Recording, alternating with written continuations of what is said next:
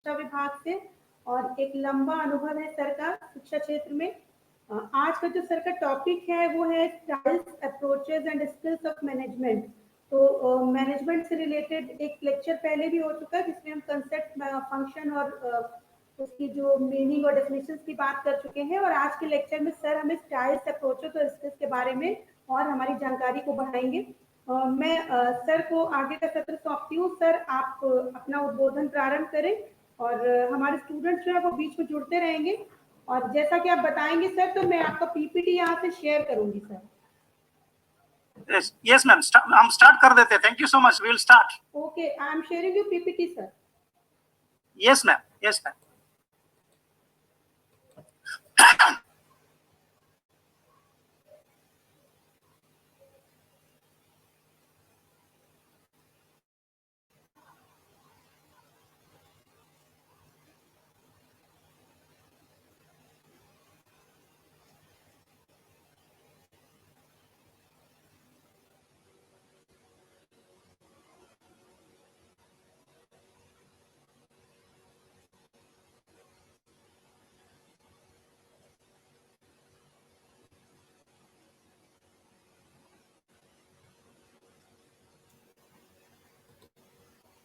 PPT सभी को okay, thank you Deepa ma'am. जी sir.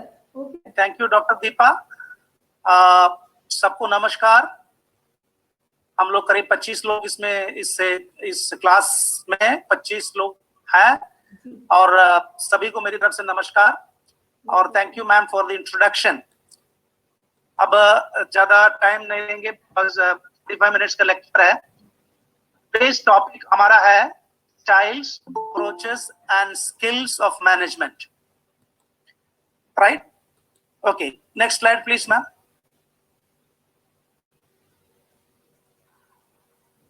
So styles of management, सबसे पहला है styles, then approaches, then skills of management.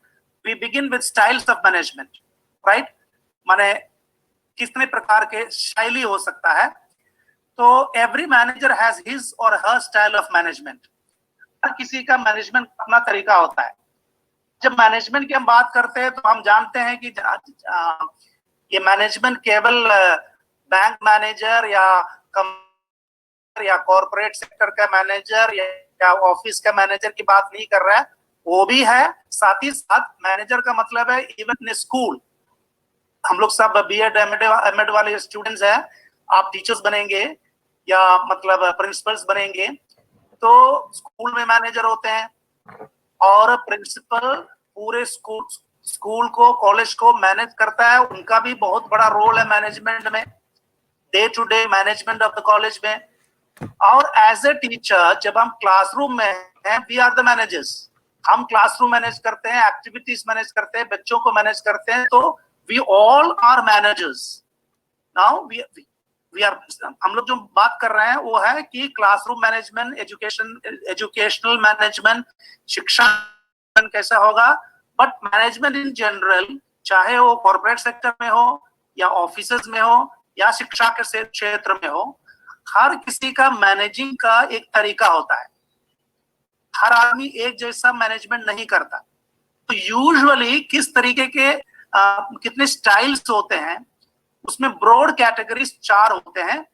पहला है ऑटोक्रेटिक, इसको हिंदी में हम कहेंगे निरंकुश, ऑटोक्रेटिक स्टाइल, निरंकुश शैली। दूसरा है पैटर्नलिस्टिक स्टाइल अथवा पाइपरिक शैली। तीसरा है डेमोक्रेटिक अथवा लोकतांत्रिक शैली। और लास्ट है लाइज़-द-फेयर स्टाइल अथवा हस्तक्षेप, माने हस्तक्षेप मिनिमम करने की शैली। इन चारों को हम डिटेल में देखेंगे। अगला स्लाइड प्लीज। ना ऑटोक्रेटिक स्टाइल या निरंकुश शैली को देखिएगा। एक छोटा सा पिक्चर हमने डाल रखा है, उसको देखिए कि एक मैनेजर खड़ा है और उसके हाथ में बहुत सारे स्ट्रिंग्स है, डोरियां हैं, ठीक है, धागे हैं, जिससे वो अपने सबऑर्डिनेट को क्या करता है, एक कठपुतली की तरह नचाता रहता है। दिस इज टिपिकली एक ऑटोक्रेटिक स्टाइल ऑफ मैनेजमेंट, माने द बिग बॉस। वो जो कहेगा वो होना है, किसी से कोई कंसल्टेशन नहीं, किसी से कोई ओपिनियन नहीं लिया जाता, मैटर्स डिस्कस नहीं होते। और आपको मालूम है कि इस तरीके के बहुत सारे मैनेजर्स को स्कूल में, हो सकता है कि अपने घर में, अपने पड़ोस में, जहां से आपने स्टडी करी, हाई स्कूल में, इंटर कॉलेज में, अपने डिग्री कॉलेज में, या आप जहां पर भी थोड़ा बहुत काम किया हो तो वहां के माहौल में, ऐसे ऑटोक्रेटिक स्टाइल होते हैं, full control by the manager. मतलब हर चीज मैनेजर के कंट्रोल में है, यानी कहते हैं ना कि उनके अनुमति के बिना एक पत्ता भी नहीं हिल सकता। सो that kind of management, what is it, कि फुल कंट्रोल, मतलब कुछ भी करना है उन मैनेजर से पूछना है, प्रिंसिपल से पूछना है, क्लास में कुछ भी होना है क्लास टीचर के परमिशन के बिना नहीं हो सकता, कोई भी डिसीजन लेना है टीचर को बार बार प्रिंसिपल के पास दौड़ना होता है, या प्रिंसिपल को बार बार मैनेजर के पास दौड़ना होता है, उनसे अप्रूवल लिए बिना हो नहीं सकता। That kind of A management is called autocratic, निरंकुश शैली। दूसरा है नो सजेशंस और इन्वॉल्वमेंट सबऑर्डिनेट्स। सबऑर्डिनेट्स को इस लायक नहीं माना जाता कि उनसे कोई सजेशन लिया जाए, मानते हैं कि मैनेजमेंट को या मैनेजर को या जो अधिकारी है वो सोचता है कि सब कुछ मुझे आता है, no need of taking any kind of opinion, कोई सजेशन लो। मानते नहीं है कि वो इतना एक्सपीरियंस्ड अनुभवी है, कभी कभी सोचते हैं अरे ये तो नए नए हैं, इनको क्या आता है, नौसिखिया है, सब नए टीचर्स, इनसे हम क्या पूछे, प्रिंसिपल सोचते हैं। या ये हो सकता है कि वो सोचेंगे कि अरे ये सब बहुत सीनियर टीचर्स है, पुराने जमाने के ख्याल वाले हैं, ये मॉडर्न जनरेशन को समझते नहीं है, इससे हम क्या पूछे। कुछ भी एक्सक्यूज हो, एक्सक्यूज ये माना जाता है कि इनसे हमको पूछने की जरूरत नहीं है, मैं सब जानता हूं, मैं करता हूं, एंड अदर्स विल फॉलो। तो no freedom to take decisions.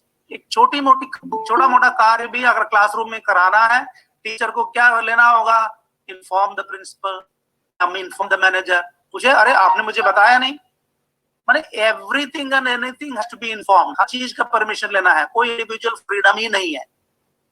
और no questioning, obedience is important. क्या मतलब है, आज्ञा पालन, सवाल नहीं करना, सवाल जवाब कुछ भी अगर पूछते हैं कि सर ऐसा क्यों, तो बोलेंगे जवाब मत लड़ाओ, मैं जो कर रहा हूं सो करो।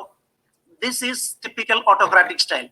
आर्मी में आपने सुना होगा, आर्मी में ये होता है कि रूल है फर्स्ट ओबे देन क्वेश्चन, माने पहले सवाल नहीं पूछना, ऑर्डर है फायर तो फायर, बाद में पूछो कि हाँ अरे आपने फायर करने के लिए क्यों कहा। तो no questioning, no kind of discussion, order is given, immediate action should be taken, no questioning, obedience, आज्ञाकारिता, आज्ञा पालन, अनुसार हम कहते हैं कि immediately it should be implemented.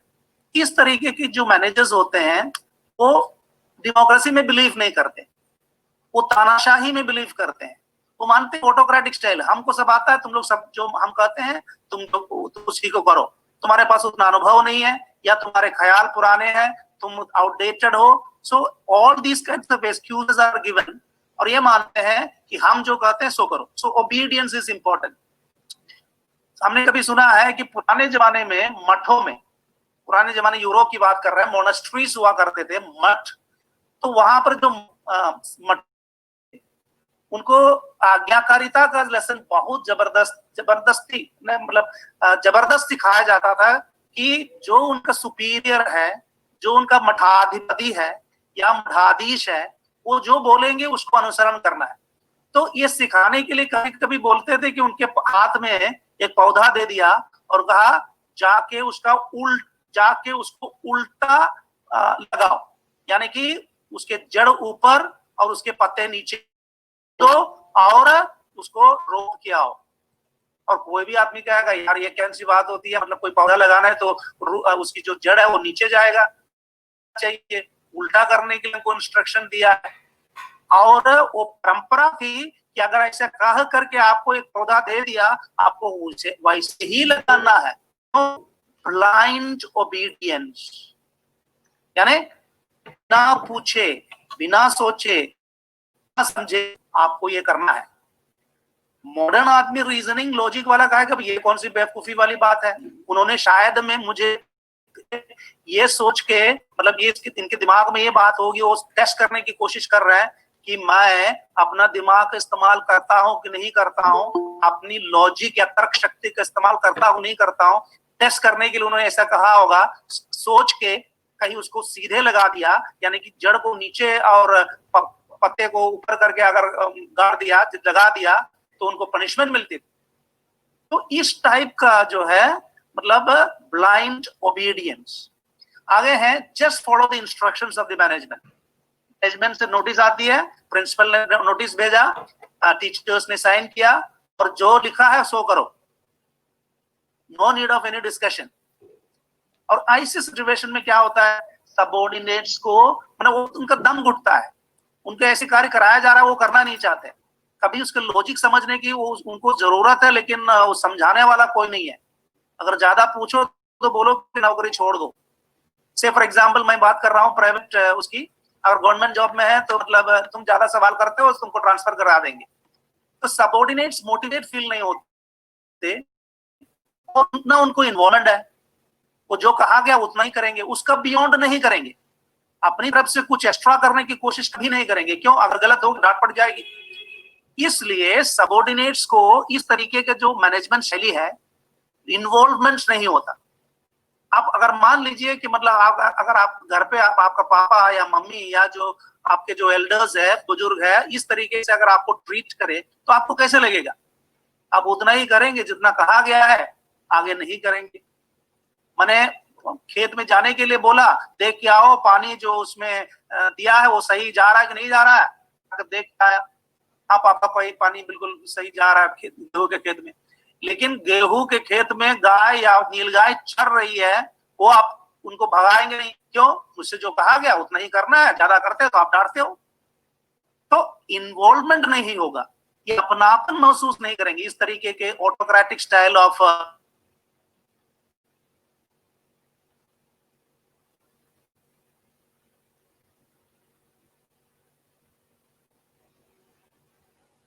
है। क्यों? उनके ऊपर हमेशा ये कहा जाता है मैनेजमेंट है, ये जो कहते हैं सो करो। दूसरा है, this is next slide please. Okay, दूसरा है पैटर्नलिस्टिक स्टाइल। इसमें जो पिक्चर दिया वो जरा देख लीजिएगा।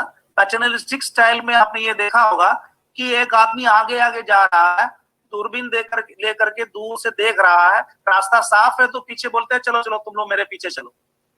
माने जो मैनेजर है, जो मैनेजमेंट का रोल निभाने वाला है, जो भी आदमी जो मतलब मान लीजिए कि मतलब आपका लीडर है, वो आगे आगे चलेगा, सबको सुरक्षित लेके चलेगा। तो management decides what is good for the subordinates and the company.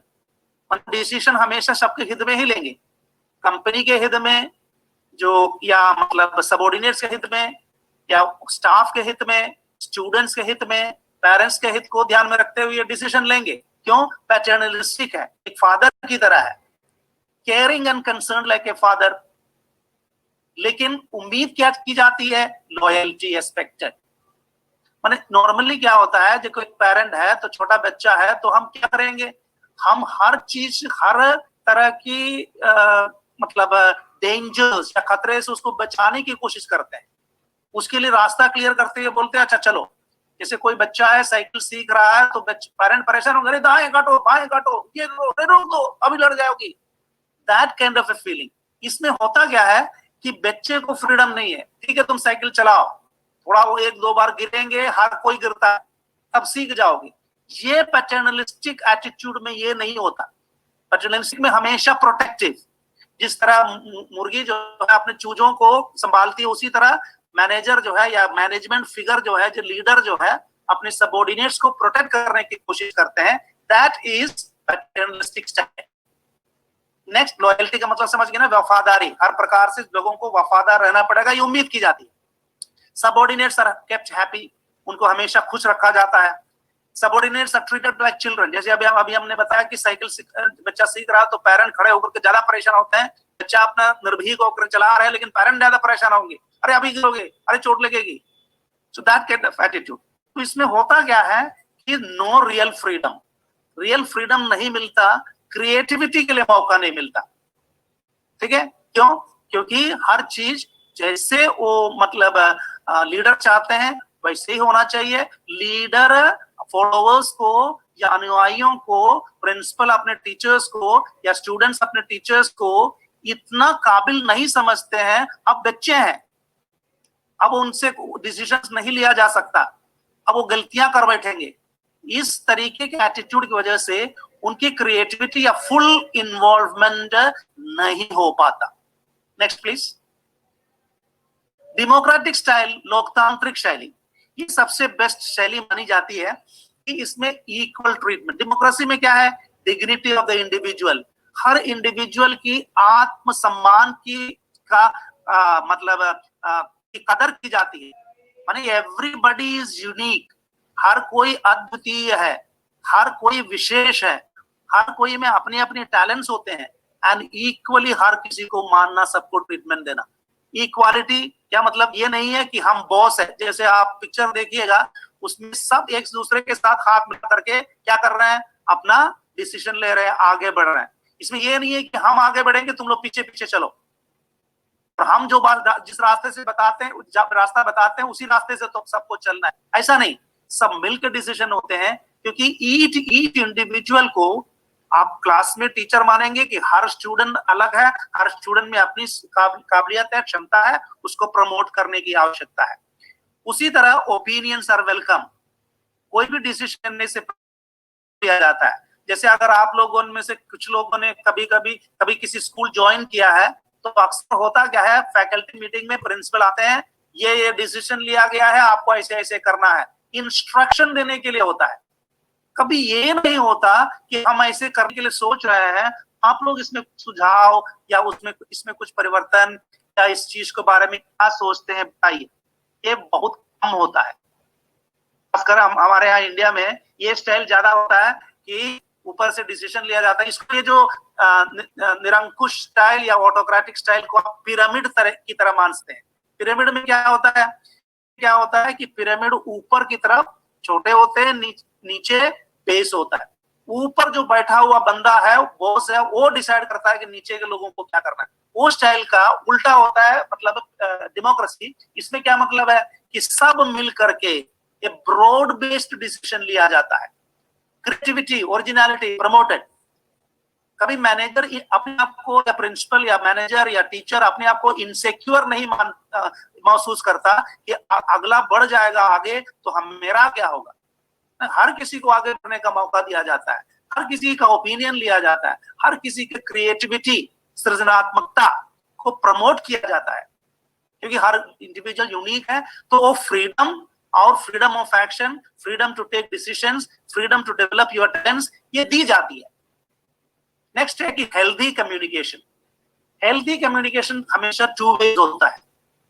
ठीक है, मैं आदेश देता हूं, आपको अनुसरण करना है, ये नहीं आपसे भी पूछा जाएगा। हम कहते हैं, एक सजेशन देते हैं, सबऑर्डिनेट्स कहेंगे, नीचे के लोग कहेंगे प्रिंसिपल ने ऐसे पूछा, मतलब मीटिंग में कहा, तो टीचर्स अपने सजेशंस देंगे।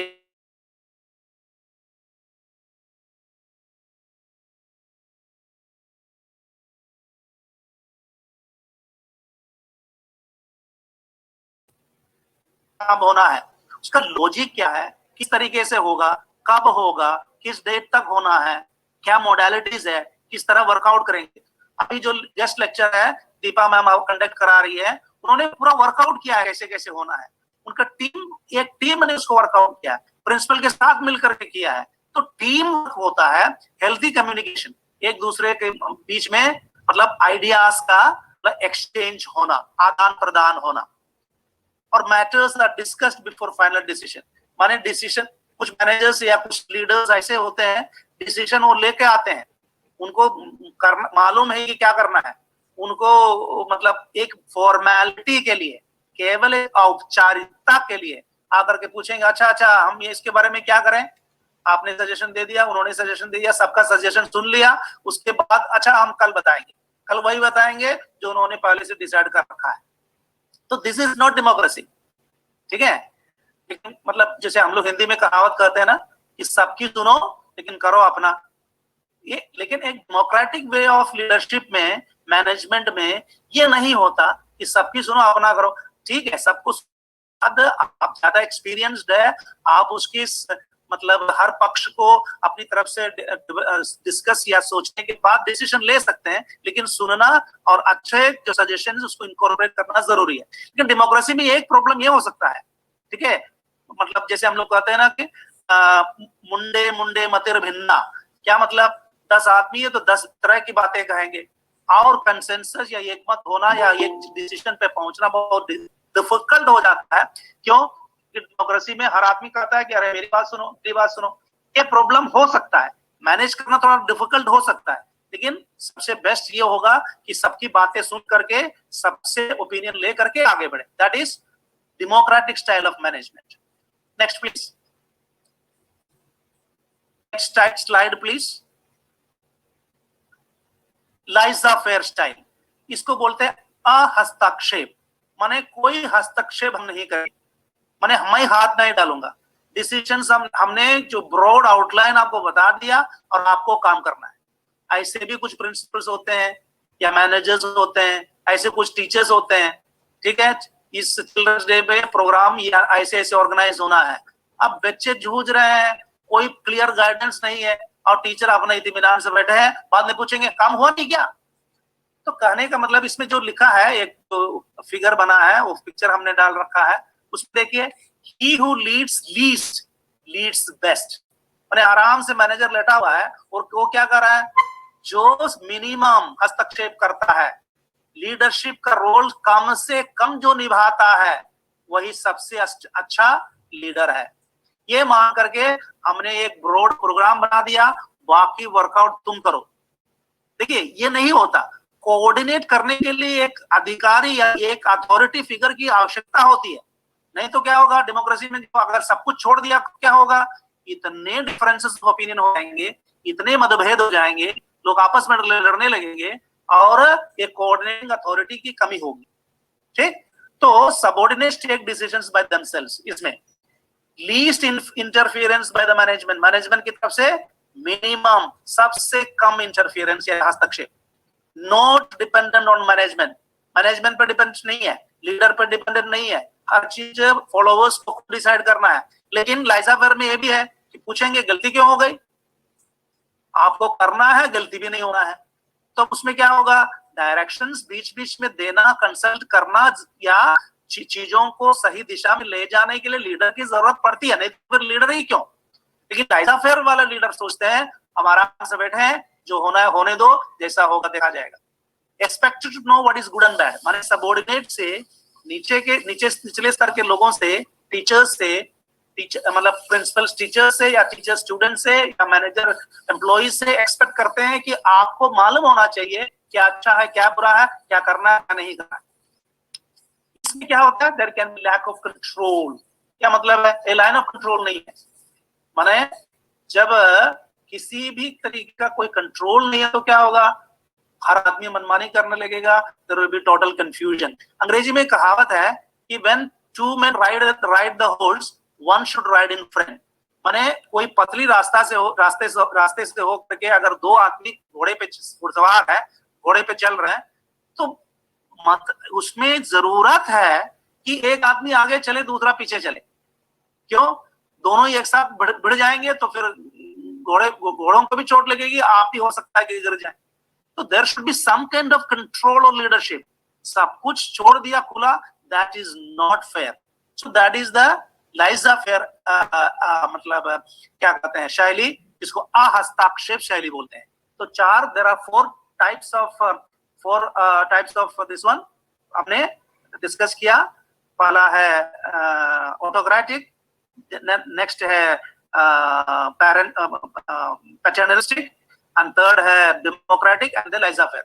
Now we come to the next slide, approaches to management. Management के approaches, उपागम, एक है centralized and decentralized और विकेंद्रीकरण उपागम। सेकंड है work efficiency and human relationship approach, यानी कि कार्य दक्षता और ह्यूमन रिलेशनशिप वाला अप्रोच, यानी मानवीय संबंध। तीसरा है डेमोक्रेटिक एंड सोशलिस्टिक, लोकतांत्रिक और समाजवादी। चौथा है bureau bureaucracy and technical expertise क्या मतलब है? नौकरशाही और तकनीकी विशेषता वाली अप्रोच। और लास्ट है ब्यूरोक्रेसी और डेमोक्रेसी में क्या फर्क है। ओके, बनाओ। Next slide please. पहला है सेंट्रलाइज्ड एंड डिसेंट्रलाइज्ड अप्रोच। देखिए, केंद्रीकरण। तो केंद्रीकरण क्या होता है? सेंट्रलाइज्ड उपागम अप्रोच। अब एजुकेशन में क्या होना चाहिए? हर चीज सेंट्रलाइज्ड होना चाहिए या डिसेंट्रलाइज्ड होना चाहिए या दोनों का मिश्रण होना चाहिए? फॉर एग्जाम्पल, हम जानते हैं कि हमारा संविधान में एजुकेशन कॉन्करेंट लिस्ट में है, स्टेट लिस्ट। मतलब कहने का मतलब है कि एजुकेशन का जो जनरल पॉलिसीज है सेंट्रल गवर्नमेंट लेती है, लेकिन उसका एक्सिक्यूशन, कार्यान्वयन, उसको लागू करना गवर्नमेंट का मतलब स्टेट गवर्नमेंट के हाथ में है। तो सेंट्रलाइजेशन का मतलब ये हो जाएगा कि सब कुछ एक सेंट्रल अथॉरिटी के हाथ में है, बाकी लोगों को कोई फ्रीडम नहीं है। ठीक। So how should education sector be manage? पहला है सेंट्रलाइज्ड और डिसेंट्रलाइज्ड। सेंट्रलाइज्ड कंट्रोल में क्या होता है? और एडमिनिस्ट्रेटिव एफिशिएंसी, ऊपर से हर चीज कंट्रोल होगा, तो एक रूपता, समानता होगा, सब कुछ एक जैसा चलेगा। तो क्या होगा? There is similarity, there is some kind of proper common system जिसमें हर पूरे स्टेट में एक जैसा चलेगा। इसमें सेंट्रलाइज्ड। फॉर एग्जाम्पल, आप जान लीजिए कि इंडिया में अक्सर ये पॉइंट उठती है कि ये बताइए इतने सारे बोर्ड्स क्यों हैं? इतने सारे बोर्ड्स हैं, जितने स्टेट्स है 29 स्टेट्स है, 29 डिफरेंट बोर्ड्स है। उसके अलावा आप ये भी देखेंगे कि भाई सेंट्रल लेवल पे 3 बोर्ड है, सीबीएसई है, आईसीएसई है, और एक आपने नाम सुना होगा NIOS, national institute of open schooling. ये प्राइवेट करने के लिए है, वो भी सेंट्रल गवर्नमेंट का अंडरटेकिंग है, मतलब के अंडर में है, ह्यूमन रिसोर्स डेवलपमेंट मिनिस्ट्री का है। NIOS नेशनल मतलब राष्ट्रीय मुक्त विद्यालय संस्थान। ये क्या होता है कि जो लोग 10th एंड 12th प्राइवेट करना चाहते हैं उनके लिए है, जैसे इग्नू डिग्री के लिए है या पोस्ट ग्रेजुएशन के लिए है, 10th एंड 12th के लिए भी है NIOS। तो 3 बोर्ड्स है नेशनल लेवल पे, बाकी इतने सारे बोर्ड्स है। इतनी विविधता क्यों, समानता क्यों नहीं है? किसी बोर्ड में छपरवाड़ के नंबर देते हैं, किसी बोर्ड में बहुत कम नंबर मिलता है। ये डिफरेंसेस, सिलेबस में डिफरेंसेस, ये सब दूर करने के लिए लोग कहते हैं सेंट्रलाइज होना चाहिए, एडमिनिस्ट्रेटिव एफिशिएंसी बढ़ेगी। दूसरा है फाइनेंशियल मैटर्स, माने जहां तक वित्तीय आर्थिक बातें हैं उसमें भी एक समानता लाने के लिए क्या होना चाहिए? सेंट्रलाइज होना चाहिए। और सेंट्रलाइज्ड में क्या होगा? ऊपर का जो अधिकारी है वो आदेश देते हैं और निचले स्तर के लोग है, अधिकारी है या लोग है, उसको फॉलो करते हैं। फॉर एग्जाम्पल, शिक्षा निदेशक ने मतलब फरमान जारी किया, क्षेत्रीय कार्यालय वाले ने उसको फर्दर आगे बढ़ाया, प्रिंसिपल के पास आया, प्रिंसिपल ने टीचर्स को उसको मतलब फरमान आगे बढ़ा दिया, और टीचर्स जो है स्टूडेंट्स को बता दिया। तो एक लाइन ऑफ कंट्रोल होना चाहिए। और होता क्या है सेंट्रलाइज्ड में कि हमेशा ऊपर से आदेश आता है। प्राथमिक शिक्षा में जो कुछ भी हो रहा है सब कुछ बीएसए के हाथ में है, बेसिक शिक्षा अधिकारी जो बोलेंगे उस हिसाब से होना है। लेकिन बहुत ज्यादा जब सेंट्रलाइज्ड होगा तब क्या होगा? लोकल फ्रीडम नहीं मिलती। लोकल लेवल पे क्या होता है? एजुकेशन में मैनेजमेंट ठीक नहीं होता। फॉर एग्जाम्पल, मतलब हम हमेशा कहेंगे कि गवर्नमेंट हमेशा चाहती है पूरा पूरा कंट्रोल हो, शिक्षा का पूरा कंट्रोल अपने हाथ में हो, ये गवर्नमेंट चाहती है।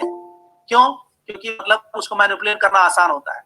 लेकिन डिसेंट्रलाइज्ड अप्रोच जब होती है मतलब शिक्षा के क्षेत्र में, तो अलाउ इंडिविजुअल फ्रीडम।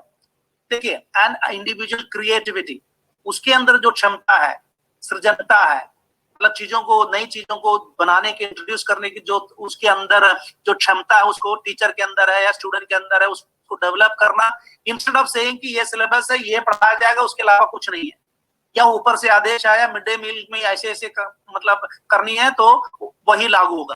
मैंने फॉर एग्जांपल अभी 2 दिन पहले मैंने अखबार में पढ़ा था, मेरे ख्याल से जहां तक मुझे याद है, मैं गलत भी हो सकता हूं, रायबरेली का बीएसए ने एक आदेश जारी किया कि सारे टीचर्स को, जो प्राथमिक शिक्षा में जितने टीचर्स है सबके लिए एक आदेश जारी किया, आपको एक किचन गार्डन बनाना है स्कूल में, कि सब्जी उगानी है, उसमें ये भी लिखा गया था कि प्रिंसिपल को गोभी उगानी है, उसको टमाटर और मूली उगानी है, और वार वर्कर्स को कुछ कुछ और दे दिया, आलू दे दिया, ये दे दिया, ऐसे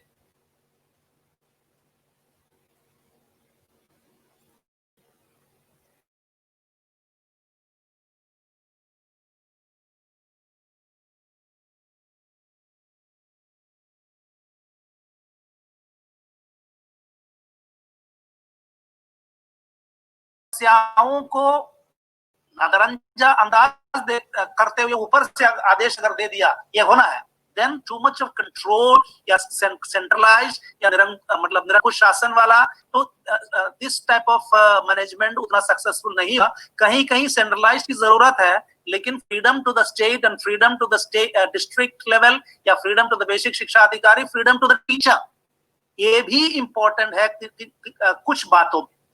जैसे for example American system of education आप जानते हैं बहुत डिसेंट्रलाइज्ड है।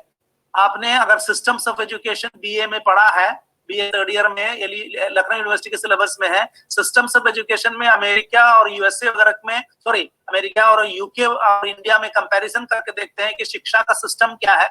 उसमें हम देखते हैं कि यूएस में और यूके में लोकल बॉडीज का बहुत इन्वॉल्वमेंट है। तो वही डिसेंट्रलाइज्ड अप्रोच में हमने लिख रखा है, देखिए, allow individual freedom, allow creativity, original ideas को मतलब नीचे लेवल से आने दीजिए, इन्वॉल्व लोकल बॉडीज। माने अमेरिका में और यहाँ पर आपके यूके में लोकल बॉडीज, इंडिया में लोकल बॉडीज से कौन क्या मतलब है? इंडिया में फॉर एग्जांपल विलेज लेवल पे विलेज पंचायत है और म्युनिसिपैलिटी है, नगर निगम है, नगर महानिगम है, ठीक है, नगर पालिका है, ये लोग भी शिक्षा के क्षेत्र में इन्वॉल्व है। लोकल बॉडीज का इन्वॉल्वमेंट होना जरूरी है। इसलिए आपको मालूम है पंचायती राज में main purpose of Panchayati Raj bill है अधिकार का विकेंद्रीकरण। नहीं, इस तरीके से मैनेजमेंट हो कि अधिकार एक या दो के लोगों के हाथ में सीमित ना हो, सब अधिकार केंद्रीकृत ना हो, केंद्रीकरण ना हो, इसका विकेंद्रीकरण हो। निचले स्तर के लोकल बॉडीज को, पंचायत को, प्रधान को आप जानते हैं मतलब पावर दिया जाए। आप जानते हैं शिक्षा के क्षेत्र में प्रधान आजकल बड़ा रोल है। क्यों? बिकॉज ये मानते हैं local bodies, local people local जरूरतों को ज्यादा जानते हैं, उस हिसाब से एजुकेशन होना चाहिए। इस कॉन्टेक्स्ट में मैं ये कहना चाहूंगा, एक इंट्रोड्यूस हुआ था एक system of education, primary education, जिसको डीपीईपी कहते हैं, district primary education programme, DPEP. कुछ समय के लिए वो चला था, बाद में क्या हुआ उसको किसी ने फॉलो नहीं किया। उसमें ये इस चीज पे ध्यान रखा जाता था कि बच्चे को बताया जाता था कि बच्चों आपको ये जानना है कि आपके क्षेत्र में कौन कौन से चिड़िए पाए जाते हैं, आपके क्षेत्र में कौन कौन से जानवर पाए जाते हैं, आपके क्षेत्र में कौन कौन सी चीज अनाज पैदा किया जाता है, कौन कौन सी वेजिटेबल्स ग्रो की जाती है, कौन कौन से फ्रूट पाए जाते हैं। बच्चों को बोलते थे कि जो अनाज आपके यहाँ उगाया जाता है उसको कुछ दाने कलेक्ट करके पेपर में चिपकाओ, एक कॉपी में चिपकाओ और हमको जाकर आके दिखाओ। माने लोकल नीड्स को देख के लोकल चीजों को बच्चा जाने, लोकल चीज को जानने के बाद वो सीखे कि अमेरिका में मतलब स्टैच्यू ऑफ लिबर्टी किसने बनवाया। लेकिन हमारे यहाँ एजुकेशन उल्टा होता है, ये सिखाएंगे या पढ़ाएंगे मतलब जीके में कि अमेरिका में मतलब एफिल टावर फ्रांस में पेरिस में है, वो किसने बनवाया, किस साल में बना। अरे लोकल बच्चा जो गांव में रहता है उसको क्या मालूम।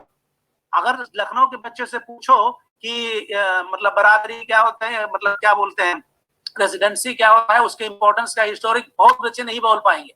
लेकिन सबको मालूम है कि मतलब स्टैच्यू ऑफ लिबर्टी के बारे में। ये उल्टा कॉन्सेप्ट है। सेशन का मतलब है कि एजुकेशन लोकल लेवल से जुड़ा हुआ हो, लोकल लोग उसमें इन्वॉल्व हो। अगर मतलब कारीगरों के बारे में सिखाना है तो टीचर ले जाएंगे बच्चों को, मतलब जो कुम्हार है गांव का, वो कैसे बर्तन बनाता है, कैसे वो लोहार काम करता है, उस पे विजिट पे जाओ, उसके बारे में जानो। ये meaning of involving local people, involving local bodies और creating kind of a local involvement, decentralized kind of functioning. माने एक सिलेबस ऊपर से बना के थमा दिया गया, या बीएसए ने कुछ कह दिया, या ऊपर से मतलब शिक्षा मंत्री ने कोई आदेश जारी किया, उसके अनुसार सब कुछ नहीं चलना चाहिए। लोकल चीजों को भी इनकॉर्पोरेट करना है। तो सेंट्रलाइज डिसेंट्रलाइज दोनों का जो मिश्रण है सबसे बेस्ट वही होगा। Slide please. Yes madam, next slide.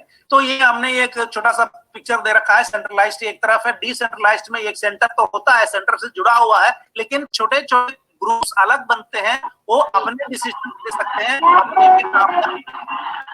अपने में वो लोग अपने डिसीजंस ले सकते हैं या आगे बढ़ सकते हैं। Next slide please. यस, इसमें है वर्क एफिशिएंसी और ह्यूमन रिलेशन। इसमें दो चीजें होती है, कार्य दक्षता और मानवीय संबंध। कार्य दक्षता का मतलब है जो आदमी सबसे बेस्ट परफॉर्म करेगा उसको सारा कुछ अलाउंसेस एंड उसको सारा मतलब फैसिलिटीज मिलेगा। जो नहीं करता, जिसका परफॉर्मेंस हुआ है, उससे उसको एक कोई अच्छा रहा कि माइक्रोफोन ऑन है। यस, तो इसमें वर्क एफिशिएंसी में है कि every institution company has set objectives. अपना एक ऑब्जेक्टिव्स होते हैं, स्कूल का भी ऑब्जेक्टिव्स होते हैं, मैनेजमेंट का भी ऑब्जेक्टिव्स होते हैं, शिक्षा विभाग का ऑब्जेक्टिव्स होता है। Institution wants output, employees want security. Institutions को काम चाहिए और एम्प्लॉइज को जॉब सिक्योरिटी चाहिए। If both objectives are in agreement, things so well. अगर जॉब सिक्योरिटी भी है और एम्प्लॉइज काम करते भी है, तब क्या होगा?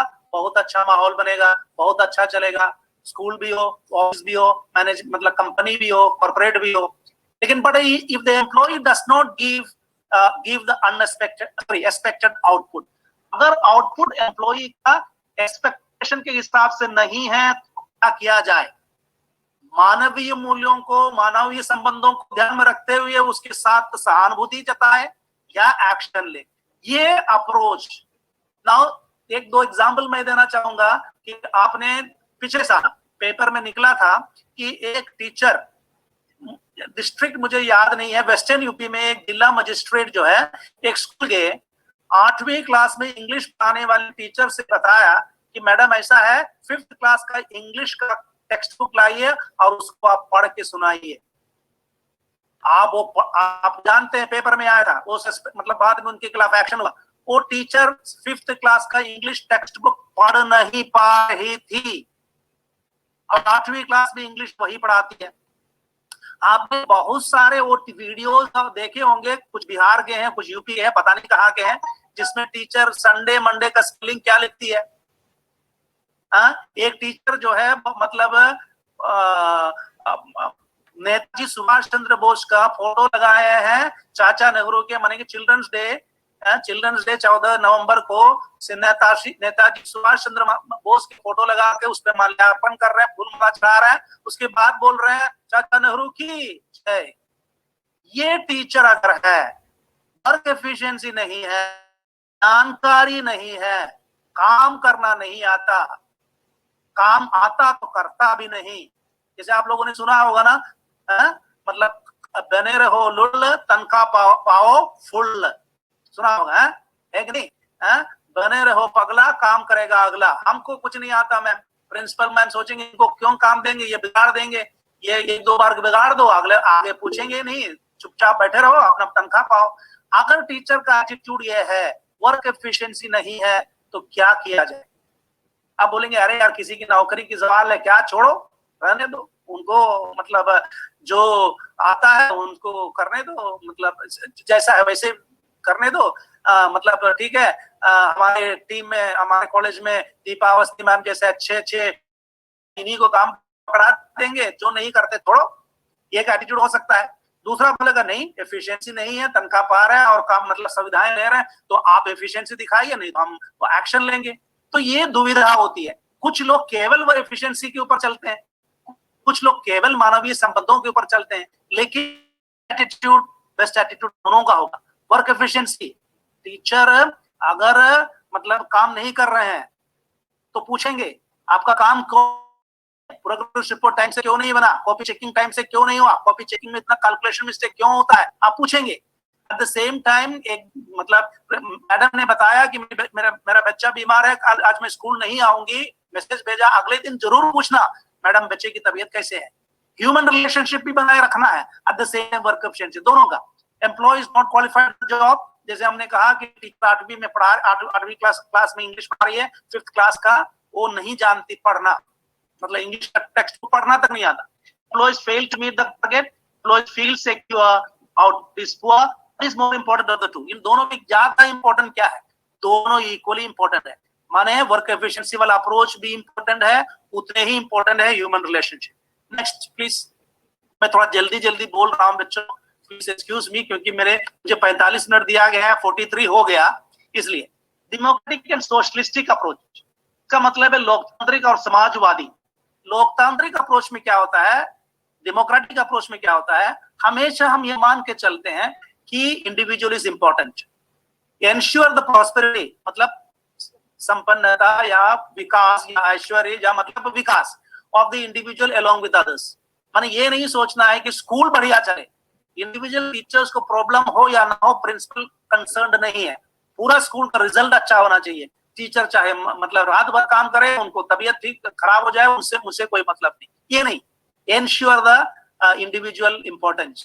दूसरा है कि education and development for all. Democracy में चाहते हैं कि एजुकेशन सबका हो, equality of opportunity according to one's ability, माने शिक्षा के क्षेत्र में हो, नौकरी के क्षेत्र में हो, विकास करने की बात आती है तो लोकतांत्रिक अप्रोच में क्या होता है, सबको अपॉर्चुनिटी मिले, सबको आगे बढ़ने की अपॉर्चुनिटी मिले। जैसे फेवरेटिज्म नहीं होना चाहिए, प्रिंसिपल एक ही टीचर को ज्यादा प्रमोट कर, एक ही को अदर एक्टिविटीज में इन्वॉल्व होने का मौका देते हैं दूसरों।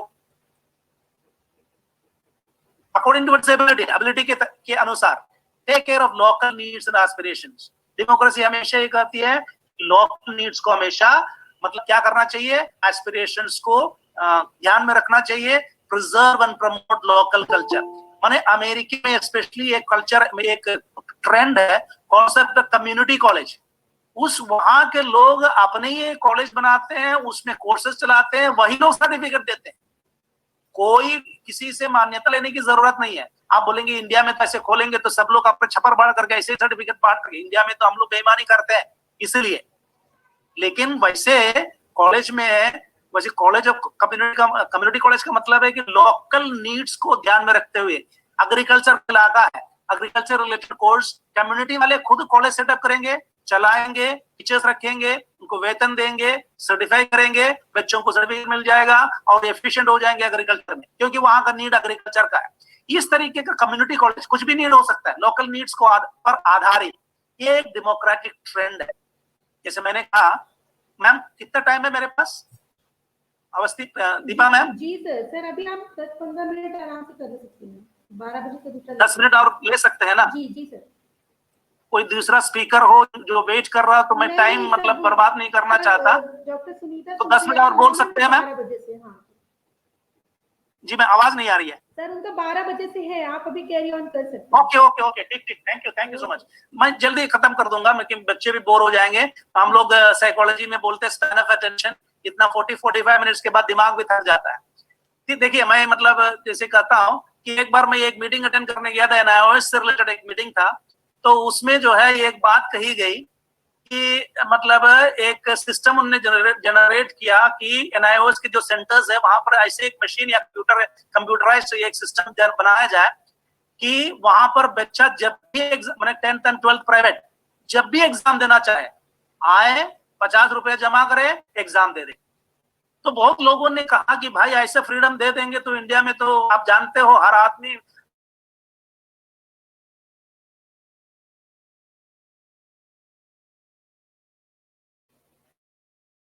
उस जो नहीं सुनाई कि अमेरिका में, शायद सही है कि नहीं है मुझे नहीं मालूम, अमेरिका में एक मशीन लगाई गई कि उसमें आप जूता पॉलिश करा सकते हैं।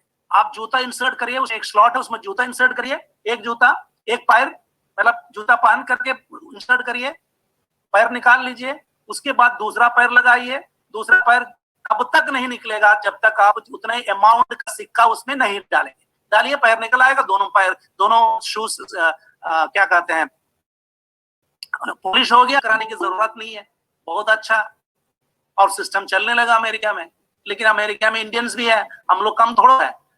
इंडियंस ने बाद में, इंडियंस में से कैसे लोग हैं, बहुत सारे ऐसे लोग हैं एक मशीन में जाकर के एक पैर अपना पॉलिश करा लिया, पैर निकाल लिया, चल दिए। अगले मशीन में जाकर के दूसरा पैर पॉलिश करा लिया, निकाल लिया। देखो ये ऐसा भी खर्च नहीं हुआ। तो जो लोकल नीड्स को लोकल कम्युनिटी कॉलेज कॉन्सेप्ट कर रहे हैं कि उसका मतलब है कि डेमोक्रेसी में इतना फ्रीडम दिया जाएगा कि लोकल नीड्स को ध्यान में रखते हुए चीजों को आगे बढ़ाना। और आगे है decentralised administration of education. Democracy में हमेशा डिसेंट्रलाइजेशन अथवा अधिकार का विकेंद्रीकरण की बात होती है। नाउ सोशलिस्टिक अप्रोच क्या है, उसमें इंडिविजुअल को इंपॉर्टेंस नहीं दी जाती, सोसाइटी को इंपॉर्टेंस दी जाती है। ठीक है, सोसाइटी को इंपॉर्टेंस दी जाती है। पावर सोशलिस्टिक थोड़ा बहुत पूरा नहीं, कम्युनिस्ट वालों से मिलता जुलता है। आप जानते हैं चाइना में कम्युनिस्ट है, सोशलिज्म से ही एक मतलब एक दूसरा रूप है कम्युनिज्म में। तो कम्युनिज्म में क्या होता है, सब कुछ वहां पर एक आदमी डिसाइड करता है, वहां का प्रेसिडेंट है, वो सर्वाधिकारी है, एकाधिपति जैसा है। उनको एक कमेटी के उनके कम्युनिस्ट पार्टी के कुछ कमेटी के मेंबर्स से केवल पूछना है, पूरा देश वो चला सकता है, कुछ भी वो कह देगा लागू हो जाएगा, नहीं मानेंगे गोली उड़ा देंगे। ये problem of centralisation of power according to obtain set goals है। गोल्स अचीव करना है तो क्या करते हैं, ये गोल्स है, ये अचीव करना है, ये ऐसा होगा। Goals of education is centrally set. Education का जो ऑब्जेक्टिव है सेंट्रली सेट की जाती है। All citizen should know the, और सारे सिटीजन्स को ये कहा जाता है ये हमारे एजुकेशन का गोल है, सबको इस हिसाब से चलना है। ये सोशलिस्टिक अप्रोच है। तो लेकिन सोशलिज्म का एक अच्छा पॉइंट यह है कि फ्री कंपलसरी कॉमन एजुकेशन की बात करते हैं। Education for national cultural unity, माने एक जैसा एजुकेशन होगा, हमारा कल्चर को बढ़ावा देना है, हमारे कल्चर को बनाए रखना है, प्रिजर्व करना है। फिर वोकेशनल एजुकेशन, ठीक है, व्यावसायिक शिक्षा पर बहुत जोर देते हैं, क्योंकि अल्टीमेटली एजुकेशन के थ्रू आर्थिक विकास, इकोनॉमिक डेवलपमेंट होना है। और डिग्निटी ऑफ लेबर, कोई काम बड़ा नहीं, कोई काम छोटा नहीं, हर काम को एक अपना दर्जा होता है, सब बराबर होते हैं, हर किसी को मतलब किसी को छोटा बड़ा नहीं समझना, ये वाला कॉन्सेप्ट भी इनके अंदर है। इसको बोलते हैं डिग्निटी ऑफ लेबर। नेक्स्ट है ब्यूरोक्रेसी एंड टेक्निकल एक्सपर्टाइज। इसमें ब्यूरोक्रेसी वाला मैंने एक फोटो लगा रखा है, उसमें देखे आईएएस ऑफिसर जो ऊपर बैठता है, जो डायरेक्टर जो ऊपर बैठता है, सब कुछ उनके सामने बावने हैं। तो ब्यूरोक्रेटी में होता है कि power in hands of the government officials होते हैं, everything controlled by strict laws, limited freedom to citizens, ऊपर से आदेश। हम जानते हैं, आपने देखा होगा मतलब किस तरीके से हमारे देश में नौकरशाही होती है। वो इतना स्ट्रिक्ट होते हैं कि आम लोगों का, आम जनता को ज्यादा फ्रीडम नहीं है। India is highly bureaucratized. ऐसा क्यों हुआ? बिकॉज हमारे यहाँ नौकरशाही बहुत ज्यादा है। क्यों? हमको ब्रिटिशों से एक सिस्टम मिला, उसमें नौकरशाही मतलब गवर्नमेंट डिपार्टमेंट्स को, अधिकारियों को बहुत ज्यादा इंपॉर्टेंस दी जाती है। गवर्नमेंट अधिकारी कहते हैं कब आईएएस पास करके आए हैं। एक बार पेपर में ये निकला था कि आईएएस ऑफिसर जो आदेश निकालते हैं, राजाज्ञा निकालते हैं, गवर्नमेंट ऑर्डर वगैरह ड्राफ्ट करते हैं, उसमें ऐसी लैंग्वेज यूज होती है जो आम आदमी को समझ में नहीं आता। और वो उनसे पूछते तो कहते हैं कि हम पढ़े लिखे हैं, हम तो आईएएस क्रीम होते हैं, हमारे पास पावर है, हमारे पास लैंग्वेज है, हम जो कहते हैं तुम समझते रहो। Government execute the broadcast. बेशक कार्यपालिका नौकरशाह होते हैं और उनके हाथ में बहुत पावर होते हैं। टेक्निकल एक्सपर्टाइज अप्रोच वाला मैनेजमेंट है, उसमें क्या होता है कि people who are experts in the field. For example education में आईएएस ऑफिसर क्या जानता है? वो प्रिंसिपल है, जो टीचर 30 साल से पढ़ा रहा है, उनसे पूछो, पॉलिसी वो बनाएगा।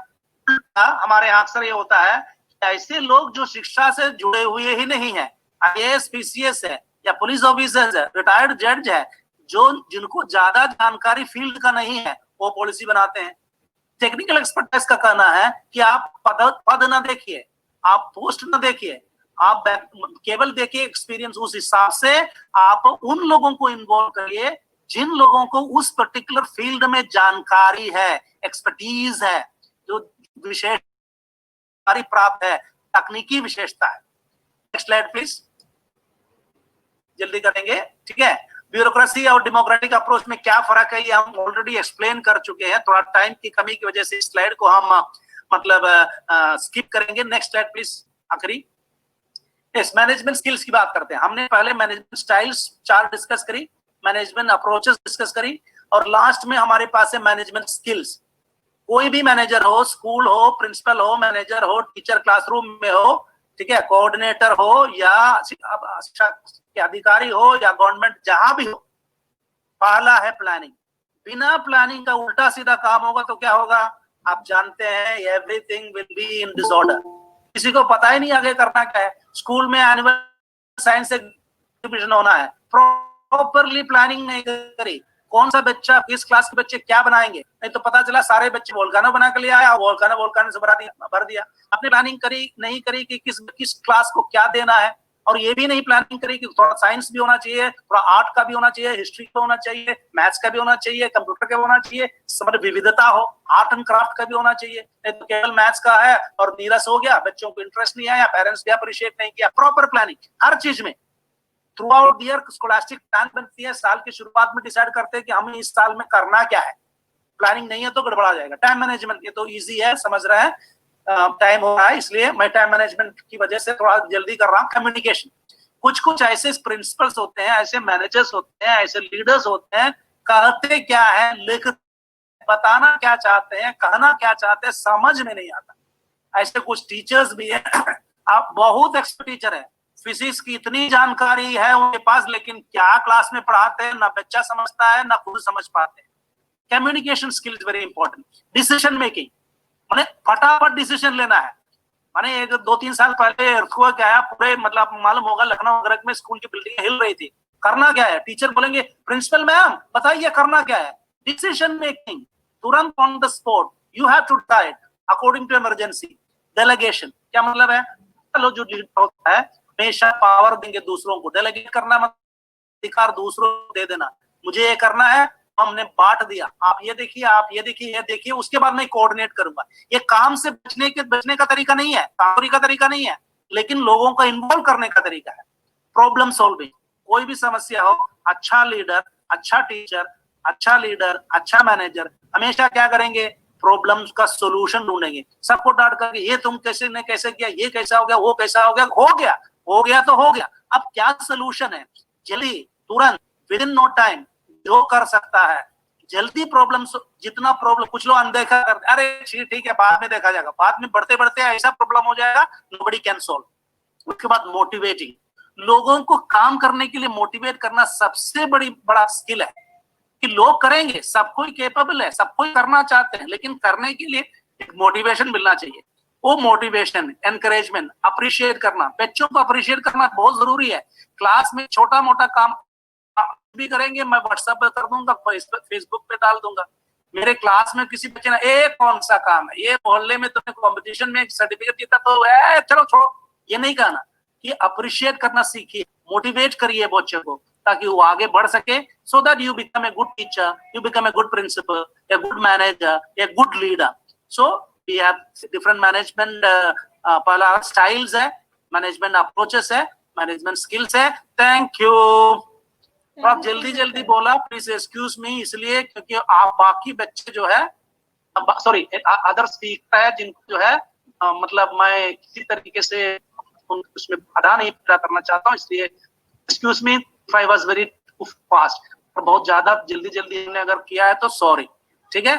और Deepti ma'am, sorry Deepa ma'am, thank you so much sir, thank you so much. मैं आपको सबसे स्पेशली धन्यवाद देना चाहता हूँ कि आपने मुझे बुलाया। यस मैम, बताइए। बहुत बहुत शुक्रिया सर। किसी स्टूडेंट का कोई क्वेश्चन हो तो प्लीज पूछ सकते हैं सर से। Thank you ma'am. अगर किसी का कोई क्वेश्चन हो तो कोई आप पूछ सकते हैं सर से, अपना माइक अनम्यूट करके, या आपके चैट बॉक्स में भी डाल सकते हैं। सर अभी कोई क्वेश्चन तो नहीं दिख रहा है, और कई सारे धन्यवाद आपको मिले हैं, हमारी ओर से भी बहुत बहुत धन्यवाद सर। और मैं हमारी सहयोगी डॉक्टर सुरभि मैम को आमंत्रित करना चाहूंगी कि वो सर का फॉर्मल वोट ऑफ थैंक्स हमारे महाविद्यालय की ओर से करें। सुरभि मैम, आप तक मेरी आवाज पहुंच रही है क्या? जी मैम, आ रही है। जी जी, बहुत बहुत धन्यवाद ma'am. Thank you ma'am, thank you. जैसा कि इस वेबिनार सीरीज में हमारे बीच में डॉक्टर पॉल मैथ्यू सर, जो कि आईटी कॉलेज लखनऊ से हमारे बीच में जुड़े हुए हैं, सर ने बहुत ही अच्छी तरीके से जो मैनेजिंग स्टाइल, अप्रोचेज और स्किल है उनको हमारे बीच में रखा और एक विशिष्ट अंदाज कहावतों के माध्यम से हमारे छात्रों के बीच में रखा। वो निश्चित ही हम सब लोगों के लिए बहुत ही प्रेरणादायक साबित होगा और समझ में भी बहुत आया है। आज की जो क्लास है वो बहुत ही प्रभावी ढंग से हुई, हमारे छात्र बहुत ही इससे लाभान्वित हुए हैं। जैसा कि सर ने हमारे बीच में मैनेजिंग स्टाइल के बारे में जो चीज रखी कि विभिन्न प्रकार की शैलियां होनी चाहिए, उनमें से जो डेमोक्रेटिक स्टाइल है उससे हमारी जो संस्था है वो निश्चित ही लाभान्वित हो सकती है। और अप्रोचेस में जो सर ने बहुत ही अच्छे ढंग से बताया कि वर्क इफिशियंसी के साथ साथ ह्यूमन रिलेशनशिप भी होना चाहिए, जिससे जो संस्था है वो निर्धारित उद्देश्यों को अवश्य ही प्राप्त कर सकती है। और एक अच्छा लीडर हो, चाहे वो टीचर हो, चाहे एक प्रिंसिपल हो, उसको एक अच्छा मैनेजिंग स्किल उसके अंदर होना चाहिए, ताकि वो जो एक कड़ियों से, मतलब एक जो मैनेजर है वो प्रिंसिपल से जुड़ा हुआ है, प्रिंसिपल टीचर से जुड़े हुए हैं, टीचर स्टूडेंट से जुड़े हुए हैं, तो ये निश्चित ही जो कड़ियां हैं वो एक दूसरे से जुड़े हुए हैं। और जब एक दूसरे को सब मोटिवेट करते रहेंगे तो निश्चित ही एक दूसरे को अप्रिशिएट करके हम सब लोग उच्चतम शिखर पर पहुंच सकते हैं। इसके लिए मैं धन्यवाद देना चाहूंगी मैथ्यू सर का कि उन्होंने बहुत ही प्रभावी ढंग से हमारे बीच में रखा। हम महाविद्यालय परिवार की तरफ से मैथ्यू सर को बहुत बहुत धन्यवाद ज्ञापित करती हूँ कि यह निश्चित